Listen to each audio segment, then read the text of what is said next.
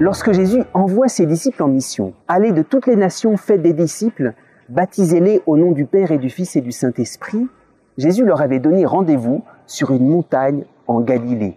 Et la montagne, ce n'est pas anodin, cela veut dire quelque chose de très profond. Saint Matthieu ponctue son évangile par des montagnes.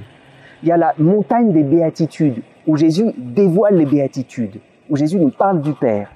Il y a la montagne de la transfiguration. Et puis il y a cette montagne où Jésus envoie ses disciples en mission. Qu'y a-t-il de commun? La montagne, dans l'Écriture, c'est le grand lieu de la révélation, mais pas n'importe laquelle. C'est Dieu qui se révèle lui-même.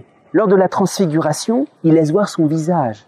Au mont des béatitudes, il dit les paroles mêmes de Dieu. Alors c'est important, pour envoyer les disciples en mission, il les fait monter sur la montagne de la révélation. Qu'est-ce que cela veut dire? Quand nous sommes envoyés dans l'Église, c'est vrai, c'est pour rendre des services, c'est pour faire telle ou telle tâche, tel ou tel travail, mais au cœur de toute mission, nous devons révéler le vrai visage de Dieu. Depuis Adam, l'homme a perdu le visage de Dieu. Et tous les services qu'on doit rendre quand on est envoyé en mission, pour Jésus, le seul but, j'allais dire l'unique but, c'est à travers tout cela, dévoiler le vrai visage de Dieu. Mère Teresa, qui avait été envoyée par le monde pour soulager des souffrances, pour soulager des tas de nécessiteux. C'est pas seulement pour rendre service, et c'est déjà très beau, c'est pour révéler le vrai visage de Dieu. J'ai soif de toi. Alors oui, c'est important que Jésus ait donné rendez-vous à ses disciples sur la montagne pour les envoyer en mission.